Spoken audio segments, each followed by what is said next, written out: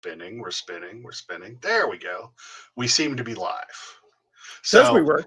it says we were. Well, better say we are, because now it says end broadcast, which would imply that we are actively broadcasting. Hi, everybody. I'm Mark. You don't see me that often. You hear me talk way too much. With me today is Tracy Mangum of the Movies That Make Us podcast, who I sat in with on a couple of episodes on their podcast. We talked about Star Wars. Who doesn't love Star Wars? Right. And you guys, earlier this year, and I didn't sit in on it, after the death of Neil Peart, you guys reviewed Beyond the Lighted Stage, the documentary of the formation and the career up to that point of the band Rush, whom we both love a lot. Yes. You didn't get to the later documentary, and I felt the need to go back and watch it, so I decided to ask if you wanted to talk about it. I'm so grateful you did. So I've actually watched it like 2 or 3 times in the last week, just because it's literally that good. If you're not a Rush fan, you've heard Rush music, you know you have. We both encourage you to go and listen to more Rush music. Anything you've heard on the radio, that's just the palate wetter. The really good stuff is the stuff that never makes it to radio. But what we're going to talk about today is from the 2015, the R40 tour. They did a documentary after that called Time Stands Still. And it covers the genesis of making that tour and what it evolved into. And we're both going to cry about that later. Let's go back. Real quick. When did you get into Rush? So I was kind of a latecomer. I got on board right before Roll the Bones came out. Oh, I was in little later than me. Yeah. I was in high school. Growing up, Mom didn't really like rock music. We listened to a lot of like Phil Collins, Richard Marx. If it's 80s soft rock, if it's 80s soft rock pop, I got it all up in here. So it wasn't really until I was in high school that I was branching out more into rock and roll. And actually, my first exposure was Hold Your Fire. I had a bandmate. I was in the concert band, and we were at a Christmas tree lot trying to sell Christmas trees for the band. And she was listening on her headphones. And I'm like, what are you listening to? She's like, Rush. And I'm like, oh, yeah, I've heard of them, but I don't think I've ever heard any of the music. He was like, okay. And so my first song that I heard from them was Lock and Key. Oh, so that was my exposure. And then afterwards, I was like insanely devouring everything that I could to catch up. So how about you? Me, I was like I said, I was a little earlier than you. We moved to Texas when I was 12 from Pennsylvania. And then, so my older brother's about 4 years older than me. So we got down there. He was a senior in high school, and I was in 8th grade. And he found Rush, and he started playing it all the time.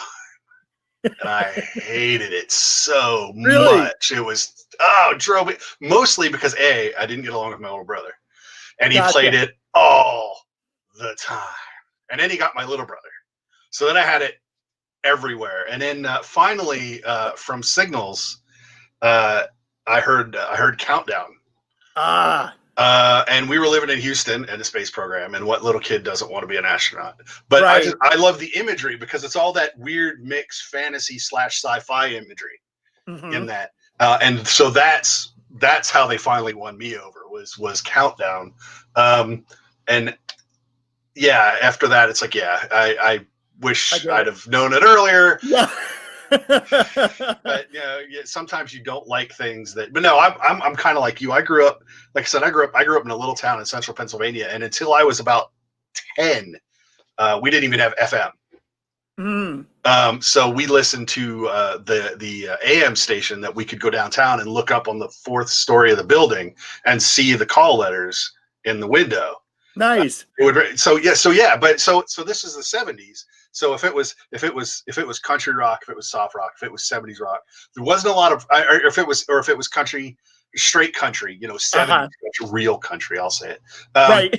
Even though I don't listen to it, that's real country. That's not the crap we have now. But then about 10, the college town, State College, where Penn State is, they got an FM station, and then we started getting rock. Nice. So that was nice. But then we moved to Houston, and it's like, there's 38 radio stations, and whatever you want to listen to, you can listen to. So a little bit different. Rush is, like I said, I got them late. And I fought it tooth and nail. I fought that, but I'm glad they won. We got converted. I did finally. They got me. What was your so you heard Hold Your Fire? Yeah. What was your first show? Before we go, first show was, since we're going to talk about shows, was Roll the Bones. Sure. I saw they were, I think, the second act to play at the Delta Center. The Delta Center had just been built. Wow. Now it's Vivint Smart Home Arena, but to me, it's always the Delta Center. It's still the Delta Center. I'm not even from Utah, and I know it's the Delta Center because it was the Delta Center back when I actually first got here. So, nice. Yeah, it's one of those things. I went to that show. Terrible tickets. We were up in the upper bleachers, upper bowl. And this was, like I said, it was brand new. So, and when they built it originally, they made it so that it would reverberate sound for the jazz. It wanted to be a loud arena. It is not a good concert arena. No, they got better. It got better as they started to figure it out. But throughout the whole show, I distinctly remember Alex trying to motion to his guitar techs, or turn that down. Yeah, just all night was just getting so frustrated. And I'm like, I'm not a musician. Right. I played in concert band. It's not, but you could tell that he just wasn't having it. Yeah. Right. My first show, actually. So my first show was Presto. Nice. It's pretty sad. No, I was supposed to actually see Hold Your Fire. I was still in Houston. I was a junior, and junior in high school, and my friends all got tickets. And then my dad's job changed, and we moved across Texas a week before the show. And so, I didn't want to move halfway through my senior. Well, I was a senior, so I didn't want to move halfway through my senior year anyway. Mm-hmm. So my friend's like, "Well, you could live with us for 5 months," and my mom didn't buy it. So, so she just didn't buy it. So we moved, and I didn't get to go. Then joined the Air Force, wound up here, and then we saw Presto, which was great. So you saw Presto here in Utah. I did, at the Delta Center, amazingly enough.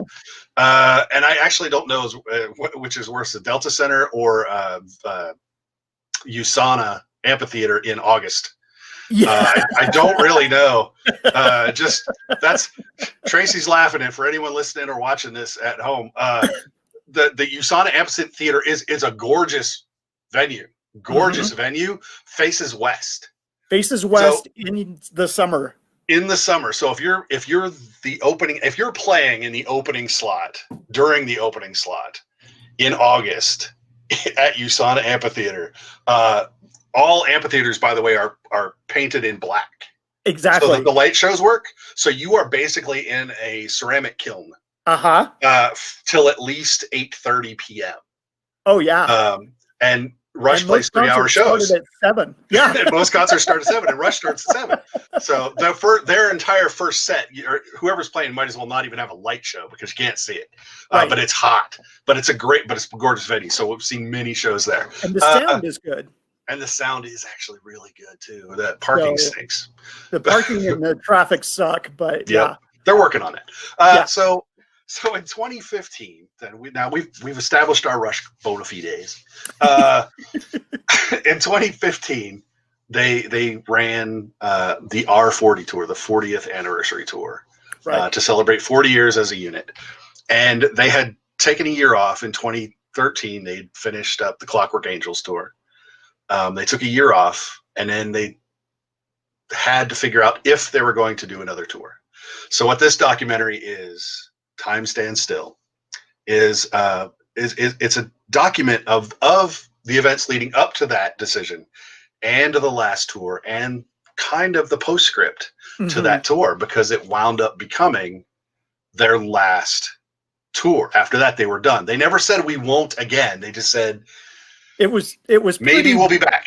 Yeah, they left the door open, but it was pretty obvious that was it was barely open. It was barely open because they were all in their 60s. Yeah. So and then of course, that was 2015. Early in January of 2020, we lost Neil Peart. Rush is now officially irretrievably gone. There is no more. There might be more music from Alex and Geddy, but there will be no more Rush music. But exactly.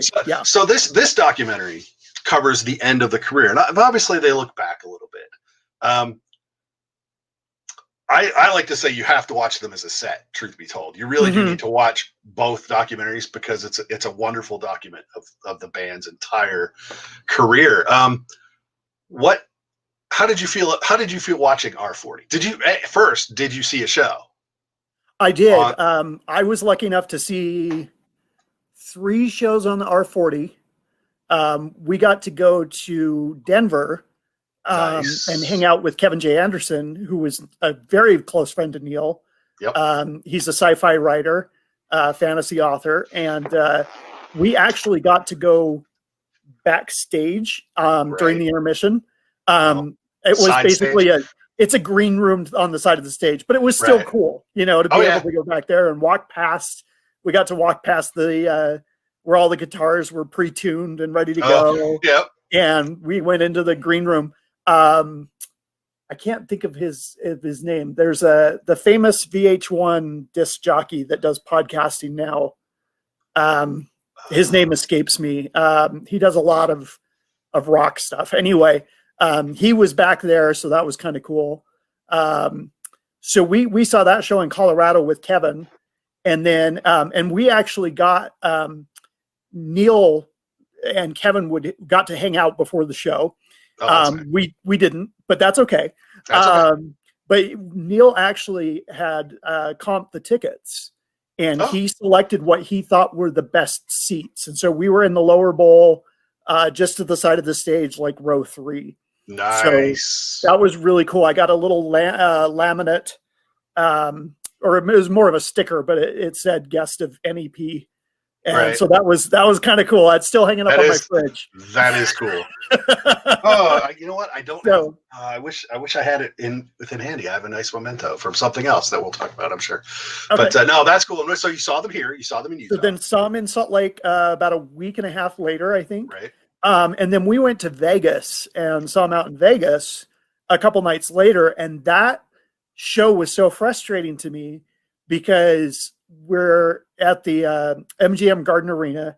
Yep. We're in the upper bowl, but low upper bowl. Right. And great seats, great show. Nobody in our area was standing, and people were getting mad at us for standing during the show. Like, sit down. Not real. Like, it's a rock concert. Are you kidding me? So, and that kind of left a bad taste in our mouth. And we debated going out to LA to try and get to see the show at the Sold Forum. Out. Yeah, we wanted to, but it just didn't work out. But no, yeah, I took my daughter to the Salt Lake show here for R40, and so they came out, they advertised the ticket packages early on. Do you want regular ticket? Do you want the VIP? So I looked at it and I was like, man, $400 for the VIP. And I'm just thinking about myself, but I was like, no, let me ask her. So I went to my daughter. I said, look, I'll give you a choice. I said, we can either try to see Rush here and in Vegas, or we can see them here and I'll spring for the VIP and we'll see what we get. And she really did waffle on that. She's like, I don't know. 2 shows are one really good show. Right. And I'll tell you why in a second. So we decided to do one. We did VIP. We went up 3rd row, dead center. Wow. And I thought we were a little left, more to Alex's side when I was looking at the map, but we get in there, we start walking and counting seats, and then we stand there. I'm looking dead at bass drum. That's cool. That's nice. That's really cool. Yeah, so she was stoked. We actually showed up way early because we had to pick up some VIP stuff. And do some merch shopping, and we're just geeks anyway. So we had dinner right before we went in, and we got there, and it was we had to go in for something. We were picking something up, and they let us in one of the side doors, and we were waiting, but we were down by like the executive offices, so we actually heard a big chunk of the sound check. Nice. From inside, which was great. But no, we her first concert, the first real concert she went to, I took her to Time Machine in 2010. Very out cool. at USANA, and I actually won meet and greets on the radio. Oh wow! Yeah, so I won't mention the radio station because they do not sponsor us. But they said so they were like, "Do you want front row or backstage?" And I already had tickets. I had 9th row tickets, and I was like, and I'm in the car by myself. I'm like, I can't ask anyone. I'm like, God, what would she do? And I went. Backstage. So I got home, right? So I got stuck at a train crossing on my way home from work, or I never would have actually been listening to the radio to win, which is insane. But so I get home and I walk in and I look at my daughter, 16. She's at the top stairs. I go, I have a question. I said, if you had to choose between front row for Rush or backstage, and I didn't even get to finish the question. She's like, backstage. I'm like, okay. So yeah, so we got our meet and greet. That's my favorite photo to show. I was retired for 8 years. Awesome. My hair was about as long as it is now post retirement, and I had a pretty scraggly goatee. But yeah, she had a huge smile on her face. It was like her first real show. Yeah, and they were great. And I love to tell this story because it's incredibly embarrassing. But so we go to. There's only like 6 pairs of people for the meet and greet. I mean, there's not even a lot, right? So we're like third. So we get up there and we take our pictures. Say, thank you very much. I start walking away and I turn around. I'm like, God, I jog back like 4 or 5 steps. And Alex is closest to me, and he turns, he looks at me, and I just reach up, I slap him on the shoulder, and I go, have a great show. And he goes, you too. And I walk away, I go, he must think I'm an idiot. So that's probably mild compared to what you usually would get. I probably, but I was just like, yeah, I was never lucky enough to meet any of the guys, but you know how it is. Meet is a right. But thanks for coming, wonderful handshake. But it was stand still here, way take cool. the picture. Yeah. But like I said, for her first concert, that was what a memory. Set the bar. Right. so then every time they came through after that, we would go. We went to I went and saw him in Vegas once. After that she couldn't. We didn't think that she was going to go, so I didn't buy her a ticket. So when we went, her and her mom came down with me for the weekend, and they went out just wandering around while I was at the show. I'm like, yeah, sorry, my tickets, I got to go. But they talk about that. They talk about we're swapping fan stories, which is a ton of Time Stands Still.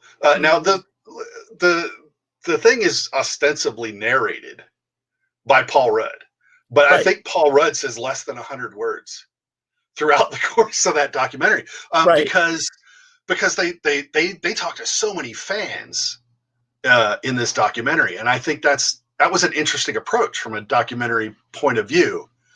And I don't know, I don't watch a ton of music documentaries, so I don't know if that's normal. It feels like it should be normal.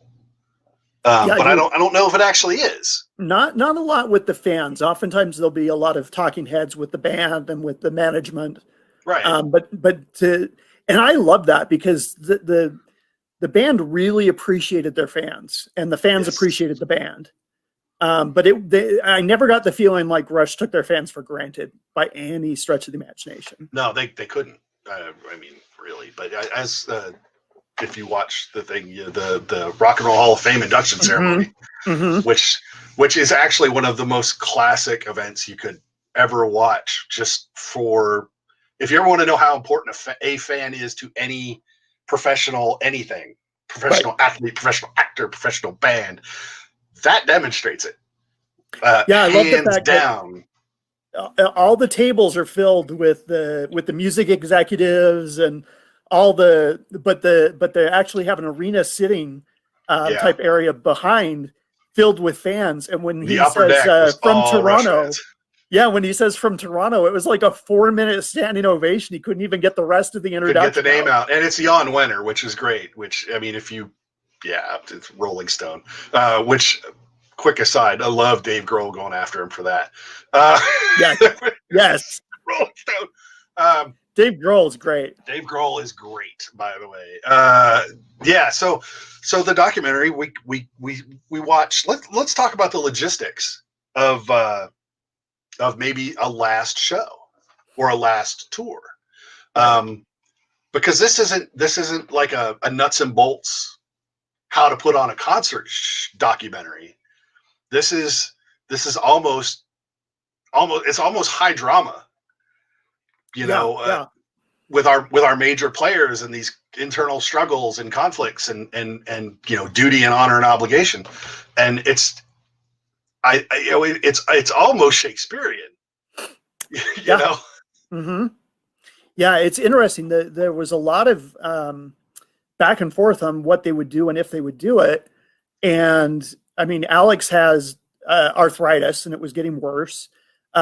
Neil at the time didn't know that he had brain cancer, but obviously that had was there. But he was getting a lot of pain in his elbows because that's the thing that I don't think people realize is because, like you, I one time got to see him from like row 3 or row 4. Yeah.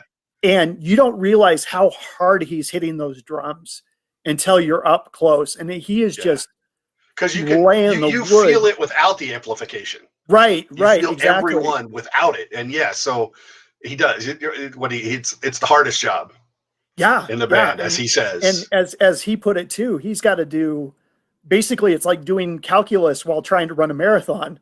Because of their time signatures and all the fills and everything else. And he's such a perfectionist that he wanted to make sure that every night was the best night that it could be. And he was feeling like, and he was never a big fan of touring anyway. No. But especially after the tragedy that happened with his first wife and his daughter. His daughter died in a car accident. And then 9 months later? 9 months later, his wife died of cancer. Yeah. And that took such a toll on him. And I was amazed that they even came back to do Vapor Trails. And I thought, okay, maybe they'll keep recording, but I didn't think I'd ever see him tour again. No. So by the time we got to R40, Neil was like, listen, I've been remarried. I've got a daughter. I'm sore. I'm tired. I don't want to do this. And Alex was like, but we could go one more time. Yeah. One more time. One more time we could do it. I think we could do it. But this will probably be it because of my arthritis. And then you've got, of course, the pressure from the record label. You've got all the people who work on the shows with the crew. All those people are not going to get paid if they don't go tour. Yep. So Neil really kind of felt like he was pushed into a corner and was not happy about it. It took him a little while to get into it. Well, yeah, his attack of Tourette's, as he talks about after when they made that decision. But then he had said it before. Touring and performing live is the essence of being a musician. Right. Therefore, I don't think he ever used the words, but it's a necessary evil. Right. For making music the way he wanted to make music. So it was a price he was willing to pay until he got to the point where he was not willing to pay it anymore.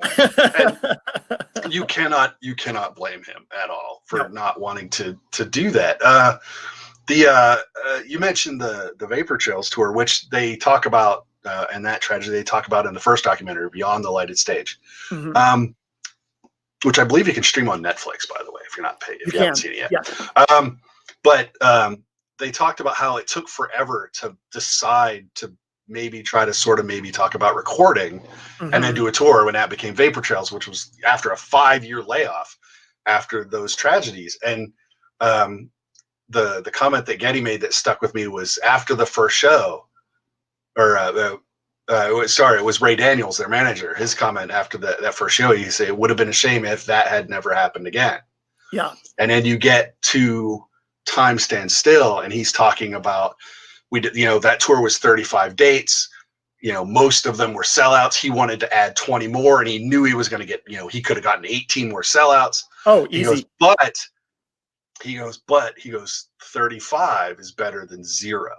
And Right. all I could think in my head is that he's thinking, it would be a shame if that hadn't happened, that those 35 dates had not actually happened. Absolutely. So it's an interesting parallel. We almost got nothing to come back, and we could have gotten nothing to end it. Right. So, it could have just been they went and did their thing, but instead they kind of gave a capstone. And now, okay. Career. So now let's talk about the construct of the show, right, itself, because now the documentary is about the band and deciding and talking, and we get some history, and we get to the end, and we won't discuss whether they were okay with it at the end of the documentary. Right. Although I did see a nice Eddie Trunk piece with Getty earlier today. That's who I was trying to think of. Eddie Trunk. He did. I saw a little blurb with Ged. Ged's much better now than he was then. Yeah. But he still misses it. But let's talk about the dynamics of the show. So Rush in 1974 released their debut album, replaced their drummer with Neil Peart, and started touring America. Right. And they ran until 2015. Well, they ran until 2013 through Clockwork Angels. Sure. And then they had to decide to do the last tour, even though they never billed it that way. They decided they're going to do one more tour. Mm-hmm. And by then they've been, 7-8 tours in a row. They've been doing 3-hour sets. Right. I remember the first time they did it, they just called it an evening with Rush. And it was 2 sets with a 20-minute intermission. It was called an evening with Rush. No opening act. It was the greatest thing ever. So good. So they're trying to put together yet another 3-hour set. And what did Ray Daniels say? The set list doesn't get any shorter. Right. Over the years, the set list doesn't get shorter for them. Right. Unlike some other bands, which I love the fact that they always took pot shots, really, really polite pot shots at other bands throughout that whole documentary, especially the Charlie Watts dig. But that one, but Ray's like, he goes, the set list doesn't get shorter. They don't do things that other experienced bands might do as they get all a little long in the tooth. So they're planning a 3-hour show. Let's talk about the construction of this tour, or of this set. This set is basically it's all, once they pick the songs, and I'm going to ask what you think. Do you think they picked the songs and then ordered them in the reverse chronology? Or do you think that they said, we are going to do a reverse chronology and then picked songs to fit that? I think it's the second. I think that they had decided to do a reverse chronology and start with their newer stuff right out of the bat, and then work their way back to where they began. Right. But it is, it's so hard because they need to play certain songs, right? There are certain songs. Every band has certain songs. Right. And so those are set, and then they want to play some of the stuff from Clockwork Angels, but then they also want to play songs that they've never played before. Luckily, we got a recorded version of Losing It. They only played it twice. My God. I was so upset they did not play that in Salt Lake. I was so sad. I wanted that song so bad. Yeah, Kevin Anderson told me that they would do Losing It during the sound check. And so he got to hear it a couple times, and I was like, so nice. But it's a balance. It's like you got to have something that flows well. You got to, plus some of those early songs. Getty's voice, it's not that high anymore. It's not that high. It's not that high anymore. And some of those notes he was struggling to hit. Which I don't blame him. I totally understand. So it is this balance of trying to do, okay, if we are going to do this and it's going to be a 3-hour show and it's our 40th anniversary, what songs do I want to play as a musician? What songs do the fans need to hear? What's going to make sense in the stagecraft? There's a lot that goes into a set list. There was, and Getty, it got very complicated very quickly, and he was okay with that. Because that gave him something to do. He was very into the organizing it. And let's not forget that I believe his son directed this documentary. Correct. Alan. Yeah. Mm-hmm. So it wasn't, and let's also not forget that they rotated songs. Yes. They had there were a couple spots where they would alternate between two different songs in different positions. So, at this point you would hear song A or B, and at this point you would hear song C or D, but it would depend on the night which way they wanted to go. Right. Which is why we commented that they did not play Losing It or Jacob's Ladder, which I was very upset about as well. Yes. Here in I Salt got Lake. to see that in Denver, but I didn't get to see it in Salt Lake. But no, so I mean, so the set list doesn't get any longer, and it's got appendices. So it's a lot of work. There's a lot of notes, as Alex said. There's a lot of notes in 3 hours. And that's the thing, is like some of their early stuff is fairly simple. It's very blues heavy. It's very Zeppelin sounding. It's very straightforward rock. But I mean, their later stuff, when you're taking stuff off of Clockwork Angels and stuff from Vapor Trails, those are hard songs that they're playing. I mean, that drum intro for One Little Victory is just insanely difficult. That is the greatest drum intro in rock and roll. That is 10 seconds of just nastiness. Raw power. It is. And precision. Yes. Yeah. If you listen to it, you're just like, I hate to quote Jack Black, but it's like, I don't think he's human.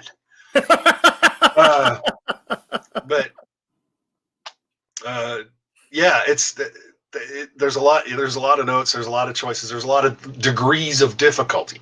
Right. But even they were never simple. I mean, except maybe on Rush.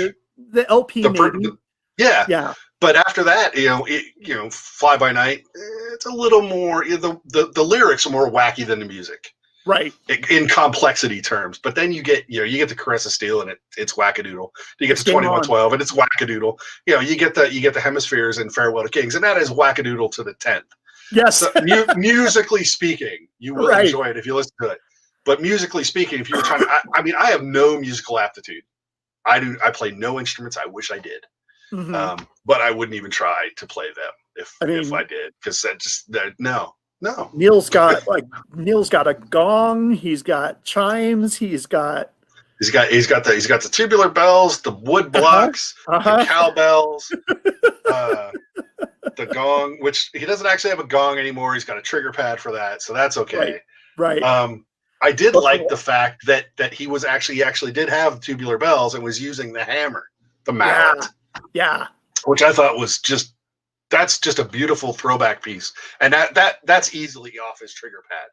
And he did. Oh, absolutely. So I thought that was a nice touch. But the gong, it's like, where are you going to put it now? There's not really a spot for it. It's hard to rotate the drum set around a gong. Yeah, it would have had to be off the thing, and he'd have to just like throw a beanbag at it or something. I don't know, but that was a trigger pad. What if he misses? It's not as good. Not a lot of precision once it leaves your hand. So,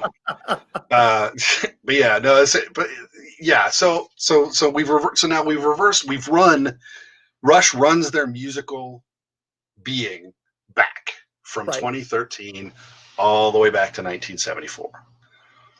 But the greatest part of this show is what they did with the stage to go with it. Go ahead and talk about it if you want. So it basically, as time went by, they stripped down the stage. They would have stagehands come on. Whereas before, in previous tours, they'd be basting the chickens in the roasters. They'd be checking the laundry in the dryers. But they just started stripping away like some of the speakers and some of the sets. And I love the fact that the light show got simpler as well. And when it got down to it, it looked like on the screen they have basically a high school gymnasium, and the guys are playing in high school. Yeah, they're playing in front of a high school gymnasium with a couple of speakers, off to the right hand side, and it was and they kept removing some of Neil's kit too, which was interesting. And at least for the second set, they kept getting smaller. Everything got smaller. Everything got smaller and smaller and simpler and simpler. It was great. Yeah. They actually, if you watch the documentary, they actually changed. They didn't just remove, but they would actually morph back to previous tour Yeah. looks. So they would have, some of the gear on stage would spin. So we would go from chicken roaster to washing machine. Right. Or they would take apart the steampunky stuff and put another box up. And then on the second set, you came out and they had taken everything off and built those walls of amps. And then those walls just got smaller and smaller until it was down to an amp on a chair and an amp on a chair with the mic hanging in front of it. And that's how they ended up. So what you have is actually that you get the career retrospective, right, both musically and visually, of this band that knows by the time they get to the last show that they're not going to do this again, but they haven't actually said it. Right. But they found a very, really beautiful way to give the fans that sense of completion. So if you didn't see them, on Grace Under Pressure, you saw them on Grace Under Pressure in this show. And if you didn't see them on 2112, you saw them on 2112 in this show. So you every fan got to experience all of Rush, which I thought was just brilliant. And if you're gonna be together for 40 years and then go, yeah, we're done, I honestly don't know what one fan said. He goes, I can die now. And if you're a music fan, you're not going to find a better ending to a band of that magnitude. Right. Well, so I don't know how you could do it. So often you have bands later in their careers, I'm a big Queensryche fan, and I'm still a Queensryche fan to this day. They're still putting out music, but it's different. And Rush never plateaued. They never stepped back. They were constantly reinventing themselves. They would sometimes step sideways. There were some sideways. Sometimes they would step sideways, but it was not a plateau. Right. But I love the fact that they were constantly trying to reinvent themselves. And I was thinking about it the other day because the Foo Fighters, who are very heavily influenced by Rush, have released their new single "Shame Shame," and it's getting kind of a lot of hate online. From a lot of their fans, and it's like, I haven't listened to it. I suppose I'll have to. It's different, but it's got a really cool groove. It's very Prince feeling. It feels a lot like a Prince song. Yeah. Wow. Little Bowie in there, but I love the fact that they're reinventing themselves, and that's what Rush did. It was like, okay, this is interesting to me. Geddy, as much as a lot of people don't like the keyboard sections. The keyboard heavy era, that was something that Geddy was into and wanted to play more with melody and wanted to expand himself. And then when they went to more straight ahead rock and roll with like Snakes and Arrows and stuff like that, and then the fact that they did a steampunk themed album, concept album, to end their career on, so they were constantly reinventing themselves and constantly bringing something new to the table. But a lot of these bands, they'll come out, they'll play like their greatest hits, and you can tell that their heart's not into it. You can tell that they're just there to make, because their kids going to college and they need to make a paycheck. I hate to pick on them, but Kiss has done their farewell tour like 5 times now. I know. And Sabbath, I believe Black Sabbath has had 100. The Rolling Stones have had one. Wasn't the first Rolling Stones farewell tour in like 1983? I believe so. Or I believe I saw that in a movie somewhere. Yeah. Motley Crue. So many of these bands, you can tell that this is a final series of shows for a paycheck. And it didn't feel like that with Rush. It was, we're going out because we want to celebrate what we've done. Yes. And let the fans have that. Which I thought was great. Oh dear Lord, I just had it and now it's gone. Old age, don't do it. It's not fun. Don't do it. Memory is not the first thing to go, ironically enough, but it does eventually go. Your knees are actually what goes first. Knees and then hair. Knees, well, yeah. There's no, so yeah, they never. It was never a cash grab for them. I think it was funny. You talked about you mentioned that their last album is a 66-minute steampunk 13 track concept album. Now just let those numbers sink in if you're listening. 66 minutes, 13 tracks, concept album, steampunk. No way that should be a good. On paper, that does not work. Yeah, so many bands will put out like a 6 or 7 song album, and they're like 3.5 minutes. Yeah, this is. I mean, yeah, you get your money's worth when it comes to this. Yes, you do. But I think it's funny if you go back and you watch Beyond the Lighted Stage again, and they're because they do all the albums up through Vapor Trails. They talk from the history up to Vapor Trails when they came back, but they talk about Farewell or Hemispheres, and they're like, yeah, no, you know what, we went too far. We went too far. We were done. No more. We were done. No more concept. Shorter songs. Boom. Permanent waves. And then Neil says in the documentary, he goes, "This is the album we always wanted to make, musically, and it's a 66-minute, 13-track steampunk concept album that they said they were done with." So it's ironic that they wound up back, at that point. But I don't. Right. But he said it's the album they always wanted to make. But I don't think they said we want to make a 13-track, 66-minute steampunk concept album. He said I've got some lyrics, I've got some ideas. They hit some music, and he didn't like drop that on them all at once. Right. He dropped brought BU2B and Caravan. And then he said, yeah, and those went pretty well. You guys kind of like those. What about this stuff? And it was the rest of the story. So it's interesting. Kevin Anderson, it was when they were on the, I believe it was the Snakes and Arrows. No, it was, I think it definitely was. It was on the Snakes and Arrows tour. And they were playing 2 shows at Red Rocks with a night off in between. Right. And Neil stayed with Kevin Anderson that night. And then on their day off, this is his day off, they go hike a 14,000-foot mountain. Yep. I remember and this. While they're hiking, they're just talking. And Kevin, being an author, had already talked to Neil about possibly writing a book together. And so they started to kind of flesh out this idea. And they basically came up with the whole story for this concept album on this hike up the mountain and back down. And that's what became Clockwork Angels. And let's be clear, if you're a literary person, much like many of Neil's lyrics, he does crib. A lot of the story elements are from Candide. If you're a Voltaire reader, which I went ahead and read, but again, it doesn't matter where the ideas are. It's how you put them together. Right. Right. And it is a wonderful, because it's not this concept. Clockwork Angels is not one told. It's one man's. It's not even one man's story, which is great. There's 3 protagonists in this concept album, which there's the protagonist who does not have a name. There's the watchmaker, and there's the anarchist. Mm-hmm. So if that just doesn't whet your appetite to listen, I don't know what does.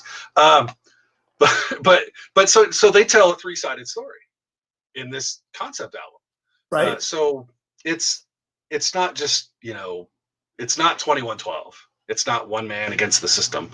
It's it's one man and this part of the system and this part of the system and all of these various things working together. But to do that coherently across 13 tracks, at a consistent level of quality, there's no fluff.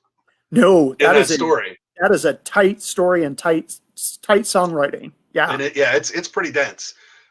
So that I can see why Neil was so pleased with it from that aspect. Musically, if you listened to that album without lyrics, you would be like, good Lord. I mean, just Headlong musically, Flight. That is an incredibly well put together thing. And I can't remember, did they skip an instrumental on this album? They did. They do not have an instrumental.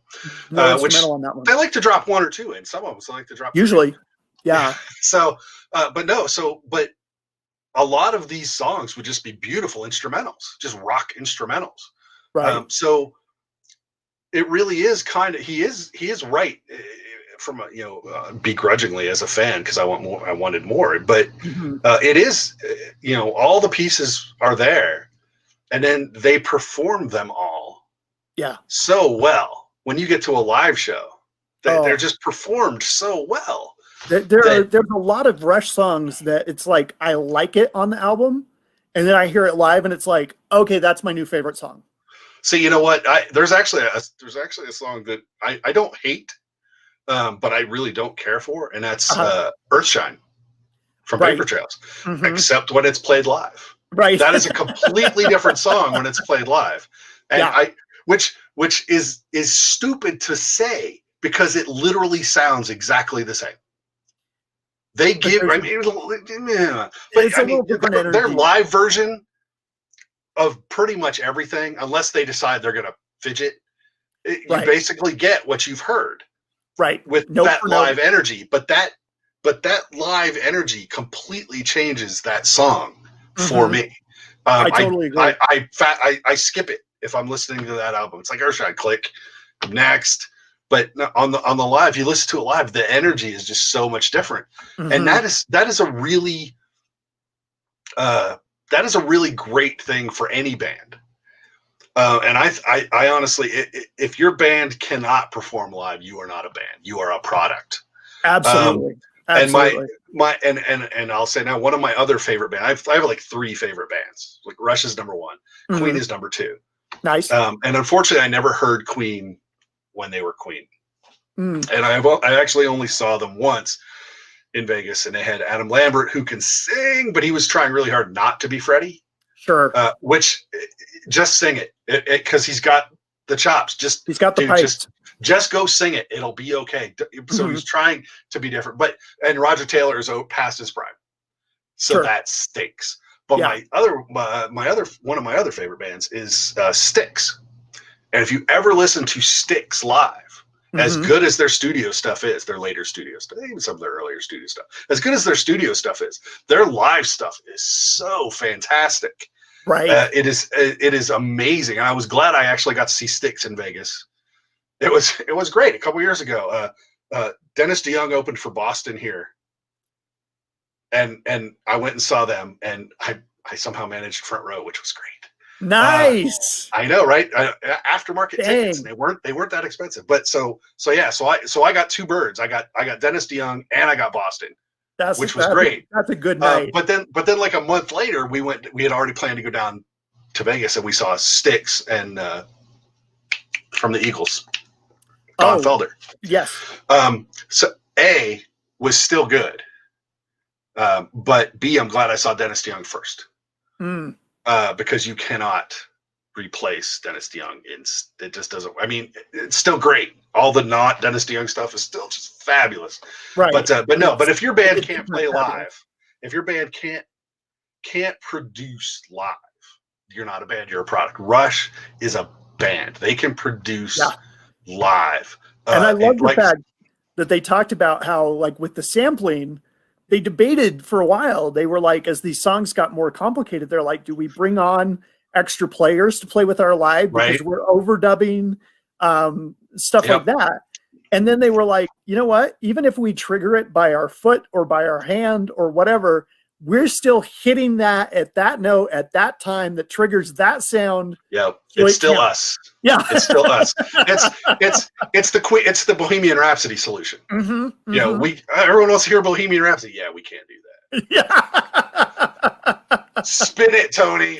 We'll be over there until it's time to come back. Rush didn't have to go to that extreme, but yeah, there's too much. But yeah, Neil is triggering. Alex has got foot keys and keyboard. Geddy's got 80. Had like 80 keypads up there, and his bass pedals when he was playing the keys. And I swear sometimes he would be bass pedaling and bass noodling.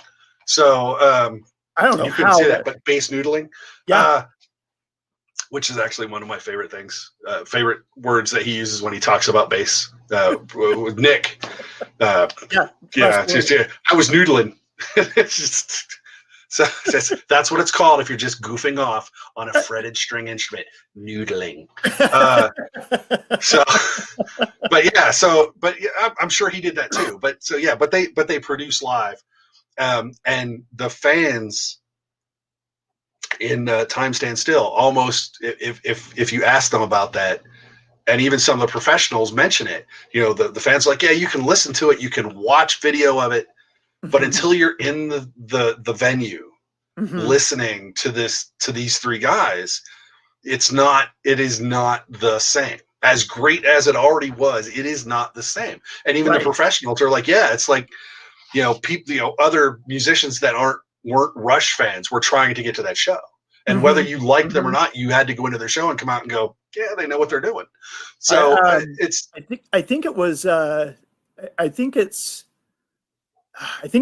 Grohl who was like, at this point, maybe it was Billy Corgan, I can't remember, but one of them said something to the effect of, you have to at least respect their musicianship, and if you can't do that, then you're just being a dick. It's like, you can complain about Geddy's voice. You can complain about. That was Trey Parker from the first. Oh, it was Trey Parker. That's right. Trey Parker from the first. Yeah, Billy Corgan was great in that, but that was Trey Parker's. Like, you gotta give it to him. You just got it, or else you're just being an old dickhead. And you're right. It's just 40 years. If you can't stand up and go, job well done, gentlemen, you're just being a dick. You mentioned earlier with Rolling Stone. Rolling Stone was like the worst basher of Rush for a long time. Yes. And it wasn't really until it was really kind of after Neil's tragedy, and when they came back with Vapor Trails, when they were being a little nicer and a little kinder, and then they finally did a full story on him when it came to the Clockwork Angels tour and the R40 tour. So they kind of came along begrudgingly. Yeah, but they did. And the thing that's so crazy about them is that the amount of sound that those three guys put out, like, you would never think it was three guys if you just listened to it. No, not at all. It's there had to be an extra guitarist, right? And there had to be a keyboard player, minimum. There had to be. You had to have a Kansas lineup, and maybe a second drummer. Yeah, well, no. I've seen him live from the third row. No, that's one man. No, but I mean, in terms of, it's still just one man. But if you listen to even like his solos, you're like, how is one man making all this music? Yeah. Well, what's funny is I did a little piece, a couple months ago about how during the COVID lockdown I've been watching a bunch of YouTube, and a bunch of people, especially since Neil died, have figured out that Rush is a band, and they're doing reaction videos. And my favorite is all the people that watch the drum solo from Germany. Yes. They love to do that one. It's not even the best one, but whatever. But they're all just like, wait, what? And they have the overhead shot of the entire kit, the kit rotating, and his trigger pads and the xylophone and everything he's got going on. And I watch all non-drummers just, how is that possible? Well, it's possible because he works really hard. And he knows where everything is. But when I was 100 years ago in technical school in Mississippi, I had an Exit Stage Left cassette, kids. Nice. I know, right? And one of the guys that was in my dorm could play the drums. He had been a drummer before he came in, and I was listening to it. And there's on the Exit Stage Left, he dropped the drum solo in the middle of YYZ, because that was where he used to drop the drum solo, because there's a perfect spot for it. And he was in there listening, and he's like, "Hold on, play that back." And he goes, "Play that back." He plays that. Play that back. Play that back. And he goes, he's playing one thing with this hand, and one thing with this hand, and one thing with his foot, and then one thing with his other foot. Yeah. And that's from 79.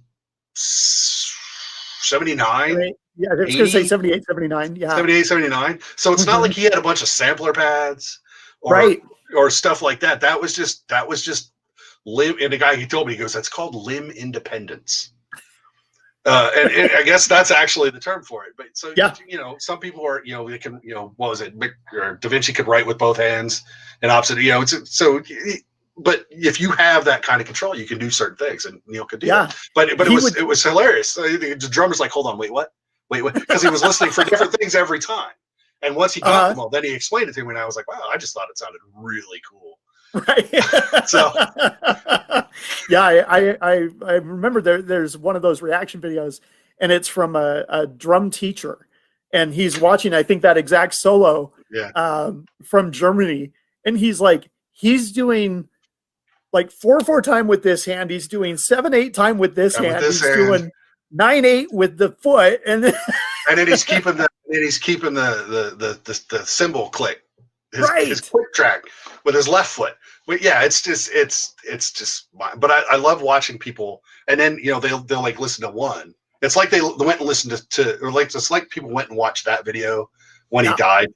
Like they were just taking advantage of it so they could get some views on their channel. Mm-hmm. But then they're like, I'll go back and I'll see like the same people doing this song and then this song and then this song. It's like, gotcha. Yeah. You're hooked. You're done. You're in. And that's the thing I love too. And I think they mentioned it in both documentaries, is about how it was so fun from them as musicians to see their fans grow up with them. And then their fans are having kids, and then they're bringing their kids to these shows. And I mean, one of my favorite concert memories, I think it was on the R40, but it might have been just during the Clockwork Angels tour. There was a kid, we were about row 5 or 6. The kid is holding up a poster, and it says, "Chicken nuggets are for kids. I like drumsticks."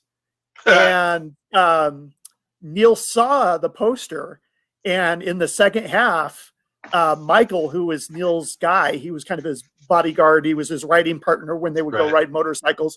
He came out with a pair of sticks that Neil had played with in the first set and gave them to the kid and said, "This is a gift from Neil." And that little girl's face, the smile was just incredible. And we were all just like, okay, that's cool.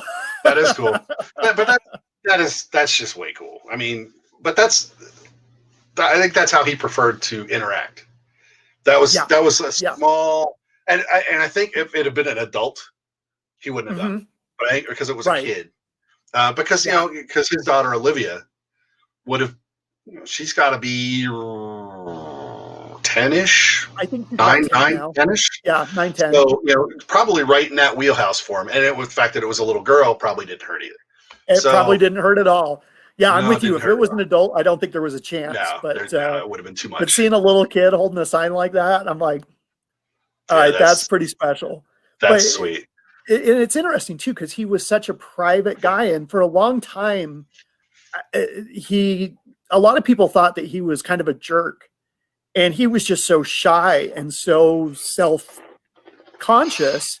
Yeah. And I love the fact that as we go into these later tours, they got to show off their humor, because when they were younger, people thought they were a very serious band, and they weren't. They were very funny and very silly. And in the Time Stand Still, where they're talking about Mr. Bag. Oh my God, the bag. So for those that haven't seen it, Alex, this is back in the 70s, and they're opening up for Kiss. And there's a great interview with Gene, and Gene says they were the weirdest band I've ever played with. And he said, super nice guys, incredible musicians, but they weren't rock stars. And he said, so one time I go up to Geddy and I said, "Hey, I've got some alcohol up in my room. I've got some blow. I've got some girls. Do you want to come on up?" And Geddy's like, "No, I mean, I got to rest my voice. We got a show tomorrow." He's like, "What about your guitarist?" And he goes, "Yeah, he's actually probably calling his wife right now, so I don't think he'd be interested." And he goes, "What about your drummers? Drummers love to party." And he goes, "No, he's reading. He's reading Aristotle back in his room." But I love that when they're talking about Mr. Bag, Alex would basically got a cloth laundry bag and put it over his head, and then he would have his arms sticking out down by his knees, and he would just make these stupid voices, and it was this sarcastic back-talking bag, and it drove Gene nuts, which Ace thought was hilarious. So, they went with it. Yep. He didn't show up all the time. That was I love that, Alec. No, he didn't show up all the time. No. Every once in a while, he would say, "I'll bet he showed up more than you think." Probably.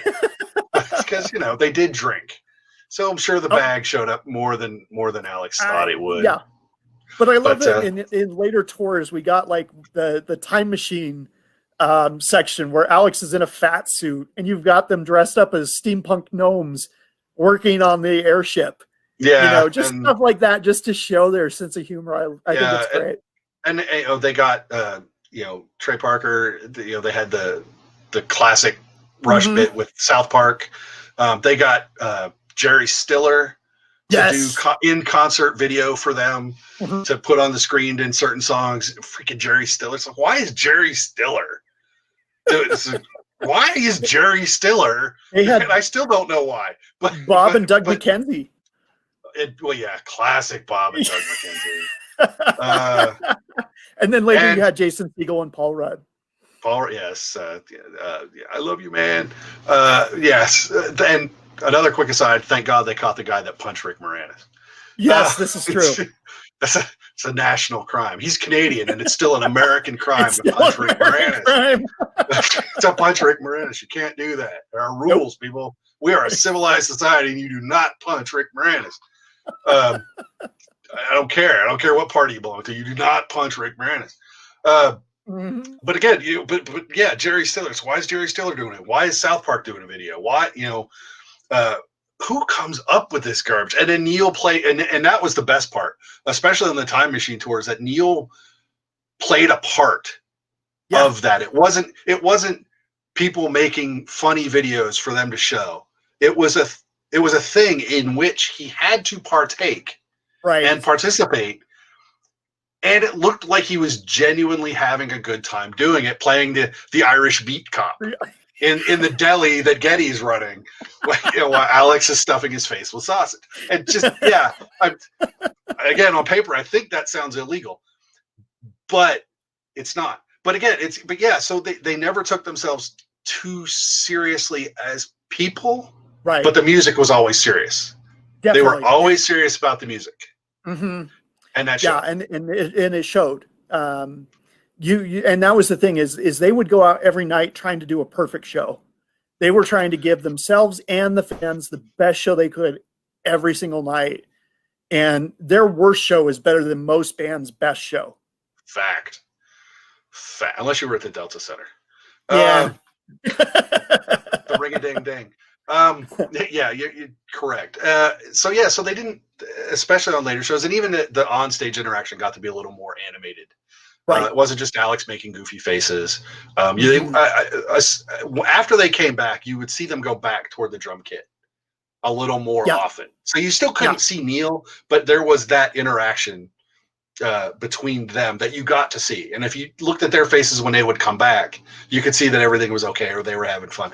And then so to wrap up this whole incredible tour and documentary, we get to the final show in Los Angeles, April 1st, 2015, or August 1st, 2015, excuse me.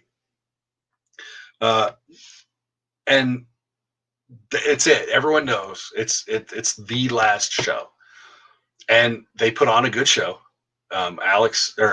Neil's happy with it. Everyone's happy with it. And the unicorn event happens at the end of the show, which doesn't happen because Neil does not come out from behind his kit unless it's to run off stage at the end of the show. Right. But he stood up before they played their last bars and took a picture of the crowd and a picture of Alex and a picture of Ged, and then they played their last bars. And then he came out to stage front, and they all stood there for a second and he had a smile on his face, like it's over, and not like it's over, I can go home and never see these guys again. It was like, I made it and we did good. It's over, was the look on his face. But that had never happened before, and Getty didn't know what to do. The look on his face. I mean, Alex was kind of, the look on his face was like, this is awesome. And Getty's like, I have no idea what to do here. So I love the fact that he like runs and and taps Alex on the shoulder really quickly, and he's got this grin on his face, and he runs over to Getty to do it to him because he's being naughty. He is being naughty. He's going up where he's not supposed to go, and he says it, "That's not my territory. I don't go there." But it's like he snuck out and went to his best friend's house and goes, "Dude, let's go TP the principal's house." You know, it's almost it was almost giddy if you look at him, and that's But that last shot of them, those three on stage, with their arms around each other, that was just such a beautiful way to really end their touring career. Yeah, and end the documentary, because then they don't say anything. Getty gives us the goodnight, which he said hurt. He almost lost it in the goodnight, and then there's nothing else spoken for the remainder of the film, but the camera follows Alex and Ged back through the hallways and back to their green room. Yeah. And then they shut the door. And there's no more words after that, because that's the end. And the end is those three guys wrapping up a ridiculously successful tour at the end of a ridiculously successful career in a way that they were all okay with, satisfied, even if they didn't necessarily want it. Right. You know? Right. So I think, and this is why I go back to saying that you really need to sit down and watch Beyond the Lighted Stage, and then turn right around and watch Time Stands Still, because you get to see 45 years of what started as Rush through what became Rush, and then where Rush ended up. And I think between those two films, you do not get a better look at the entire life cycle of a band, much less a successful and talented band, because success does not mean talented, it just means successful. So they were successful and talented, but it provides such a comprehensive look at what it takes and how they did it and how they approach it. And I don't know how many times the word professional was used at least in Time Stand Still. Right. It's mind-boggling, and so many bands should be like required viewing. If you want to have a band, I don't care what your genre is. If you want to have a band, you need to watch those two documentaries back to back. Yeah. And go, is this really what we want? And the thing that I love too is in both of these films, you just get a sense for how much they loved and adored each other. Like, these were three brothers, basically. I mean, and it's funny because when we talked about Beyond the Lighted Stage, Valerie, who was not a big fan of the band and didn't know much about them, she kept expecting the breakup moment. She kept expecting the big fist fight and throwing chairs, and it just didn't happen with those guys. And Getty always said it was like it's a democracy, and if one of the three of them didn't want to do something, they didn't do it. But it wasn't even a democracy. I mean, because it wasn't ever a 2 against 1. It was all or none. Exactly. And that was what was great. If everyone didn't agree, then it didn't happen. Right. So that's amazing. But again, if that's the agreement, then that's how a band stays together. How many bands don't have that? Absolutely. The lead singer becomes the face of the band. Therefore, they get all the magazine exposure and they get all the money and power. Right. So, but I love that final shot of the three of them on stage. And like you said earlier with Ray Daniels, wouldn't it be a shame if it didn't end that way? Like, that is like the perfect ending. They went out at the top of their game. Neil fought through incredible hardships, especially on that last bit of the tour. His feet were just killing him. He would ride motorcycles to the show every day, and he got into some wet weather, and then it developed into an issue. He had like a fungus, and then it got like infected, and then they put like a cream on it to help it go away, and that actually made it worse. And that guy, like I said earlier, he played those drums so hard, and his feet move so fast, and it's like it was just killing him every night. And then he's got tendonitis in his elbow, but he never missed a note, and he never dropped a drumstick. He'd throw those drumsticks in the air. Rarely, I saw him drop one, but instantly he grabbed another one from the side of the kit and was back in. Yeah, I love. Yeah, to go back to professionalism or professional. That's what you don't take your frailties up on stage. Right. You know, it right. doesn't matter how Audience hard you doesn't go. know. You know, it's. I think it's actually a guy thing. We like to show when we're hurt.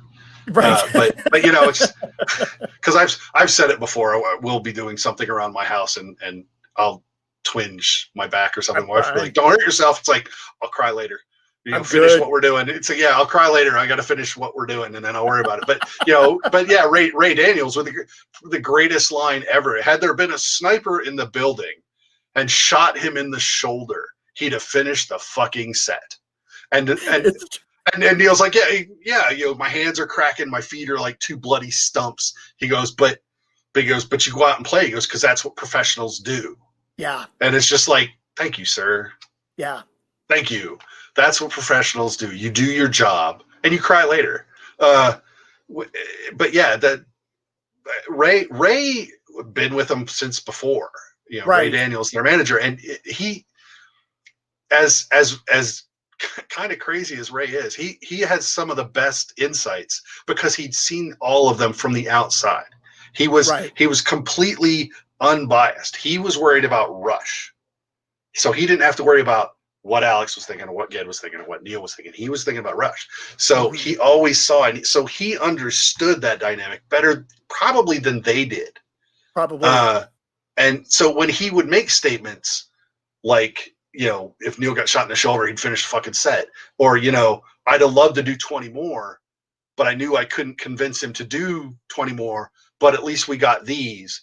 Right. And he, you know, even when he was dying behind the kit, maybe I couldn't get him to do 20 more, but he was not going to not do the ones he said he was going to do. Right. So, so Ray Daniels' insights, I think, are just so much because they're intimate yet removed from the band as a whole. Yeah. So his insights are just so powerful. And I wish, my one complaint is maybe I wish we'd had a little bit more of Ray in that documentary, but the fan stuff was so incredible. The fan club, RushCon. I attended a RushCon 10 in Vegas when I went down and saw him. And I'm a fan, but those guys are fans. those guys are fans. And I say that with all the love I have. Those guys are fans. And that's the thing, is they didn't have casual fans. Either you're a hardcore fan or you're not a fan. Yeah, you're a fan, or I mean, yeah, you start at fan and you go up from there. I'm above fan, but I'm not up there. Right. There are people who take it to a whole nother level. Yes. Yes. The young lady whose name I cannot remember for the life of me, who worked in advertising but was a Rush fan and ran RushCon forever, and who worked in the Obama White House and had to take time off to go do Rush stuff. And did what would today be TikTok videos with Obama and freaking John Boehner in the White House with Aviator. I mean, it's just like, what? Excuse me. I have to leave the White House to go to a band convention. Fan. That's right. Fan. That's fandom. And that's the band's not even there. These are just fans. Yeah, it's not like they were necessarily going to a concert. It was just, we're going to get together. We're going to raise money for these charities. We're going to auction some stuff off, and we're going to talk about Rush and listen to Rush all weekend. And it's like, it's going to be glorious. And it's going to be glorious. But I have to take time off my White House job. And it's priorities, man. Again, come on. Right. Yeah, I know. There are certain things that I have to do. I need my gallbladder out, but there's a Rush concert that weekend. Can we do it Monday? Push through. Neil, can we do it Monday? We'll do that Monday. Show. Neil wouldn't miss the show with a gallbladder. That's right. If a sniper shot him in a gallbladder, he'd finish. But no, so time stands still. We get all of these beautiful fan viewpoints. We get, like I said, Paul Rudd's narration. You could basically pull out. He's there because he loves the band. Mm-hmm. And so I'm happy he's there. It doesn't detract, but it is really not necessary. You literally could have just listened to the guys talk, the couple of professionals they had, and then all of the fan stuff. And you would understand why that final tour meant what it meant to the band and the fans. Mm-hmm. And it all would have been there. And wouldn't have suffered had he not been in. Like I said, it's nice because Paul Rudd is a fan, and right. So it's nice that he was there. He's not just a paid talking head. Yeah. No, he is not. They didn't hire him for his beautiful Mike Rowe baritone to narrate that bad boy. No, he's a fan. But he was pretty reserved, actually. Truth be told, but it's there. So taken in total, I think Time Stands Still. It has to rank up there with musical documentaries in terms of what it's showing and how it shows it. Again, I'm not a huge music documentary guy because I'm very particular about my music, but it's just looking at it. Not even as a fan, just looking at it objectively, it's like it's just put together so well. You see all of these blocks coming through, and you look at the end and you're like, it's a complete product. It's a complete look at what they're trying to say, and between that and the fact that we're seeing what the band puts together for that, they perfectly complement each other, and so that they perfectly encapsulate what they're trying to do. And I can't rave about how they put it together enough and how effective it is, because it is very effective. And it's really, I think it's during Beyond the Lighted Stage is Geddy mentions that they were a very private group. They're a very private band. And he said they reached a point in their career where after Vapor Trails, they kind of said, we're going to take the Seinfeld, George Costanza approach of let's do the opposite. And so when somebody said, hey, can we make a documentary about you? They said, sure. And they wouldn't have done that earlier. And to see that insight at the end. And one of my favorite parts is the dinner with Rush, where you get to see them having dinner with each other and just their excitement of being together. And at the end, Geddy's like, fair, I told you guys, we're just boring. It's 4 hours and a lot of wine. I think that dinner was, which doesn't hurt, but you're right. It's like, I warned you guys that you would be disappointed in just how boring we people are. Because they were just four guys having dinner, drinking, and talking smack, basically, most of the time. Right. That's the credits crap in that documentary. And that's some of the best stuff that explains the dynamic of the band. And it's hilarious that it's tacked on. As a credit thing. Is both of these, they're just such nice bookends to each other. Not necessarily a bookend, but they mesh together so well. And I am super grateful that the band allowed that kind of access to see kind of some of those special behind the scenes stuff. Yeah, it would have been a shame if that had never happened.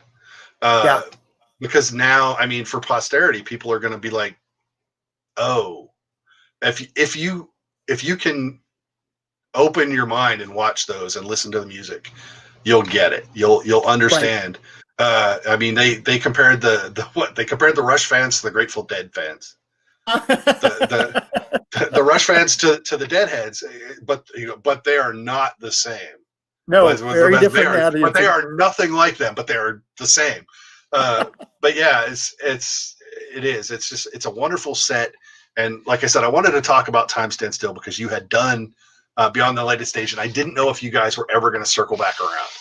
I've been thinking about it, but I am so grateful we got a chance to talk and reminisce. I think if we were to do Time Stand Still on our show, I'd like to try and get Kevin to pop on with us and give more insight and some more of his experiences and stuff like that. But just an incredible band, incredible musicians, incredibly professional, incredibly kind, just really, really good people that you can get behind. And it's just a real tragedy that we lost Neil. Can you imagine if they'd still been doing studio work? And for so a while, good. after R40, I thought, maybe it's kind of the same thing after when they came back with Vapor Trails, is I thought maybe we'll get one more album.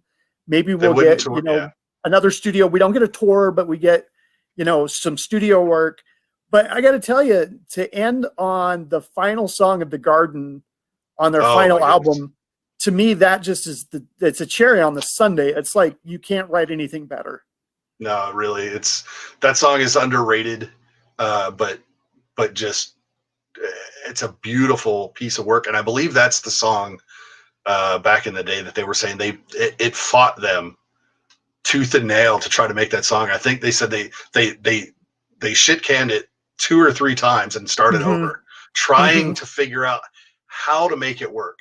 And they normally, and it's funny, as good as that song is, they've also said that there's no Rush catalog in the vault, because if a song isn't working, they get rid of it and they move on. And they didn't with The Garden. And for one time, I think it's a good thing that they didn't just give up and go, well, we don't have a song there. It's not going to work. They're like, no, it was there. It was there enough to keep them. Right. But they knew they had to work at it. And maybe that was a really good way, because they ended on a song that they had to work on.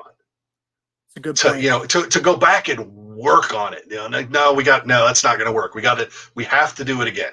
And they would go back and they would rearrange it and do whatever. But literally, I mean, that song would have almost been a labor of love. And if it's the last one they did, and it was the last one they did, they ended the way they started, working to make the music they wanted to make.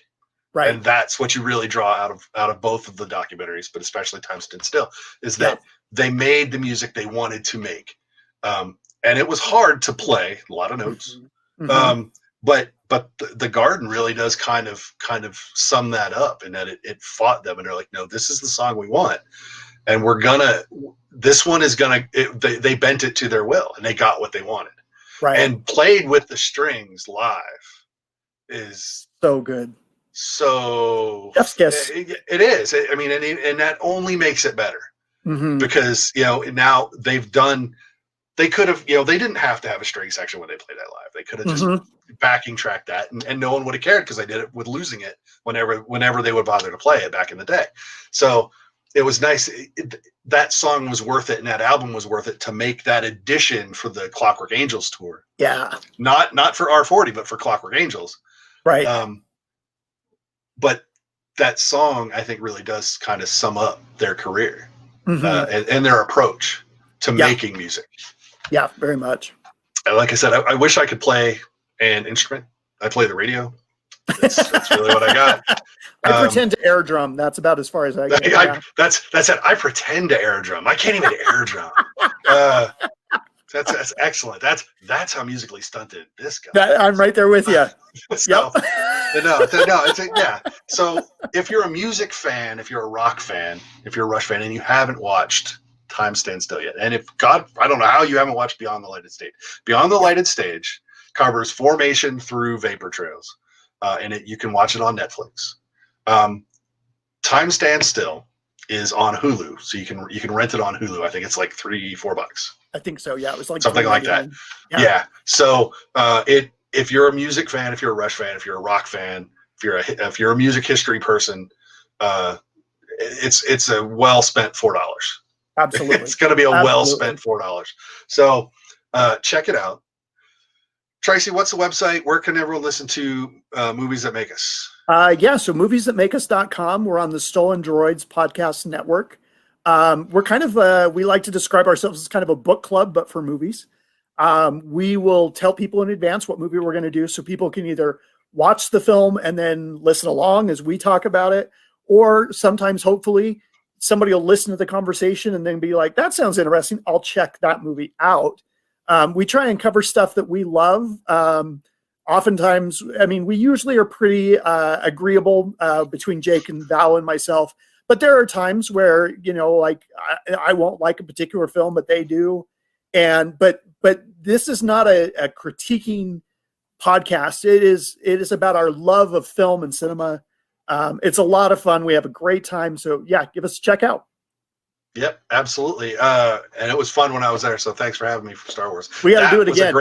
That was a great discussion. Lots of opinions. I think that might be my favorite episode we've done. I wish I could have stayed longer, unfortunately, but Yeah.